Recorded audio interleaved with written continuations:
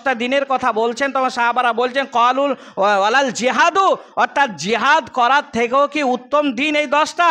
আল্লাহ রসুল বললেন নাম, নিশ্চয় ওই জিহাদ করার থেকেও উত্তম।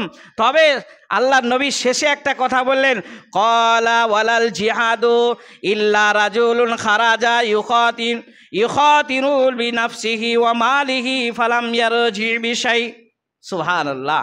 বললেন জিহাদ থেকে উত্তম, তারপরে আবার বললেন কোনো একটা মানুষ জান আর মাল, এই জান আর মাল নিয়ে জিহাদের উদ্দেশ্যে সে রওনা দিয়েছে। এখন জিহাদ করতে গিয়ে সেখানে দেখা যাচ্ছে বিনাফসিহি ওয়া মালিহি ফালাম ইয়ারজি বিশাইন, অর্থাৎ জিহাদ করতে গেছে জান আর মাল নিয়ে আর বাড়ি ফিরতে পারলো না। তার মানে কি বোঝায়?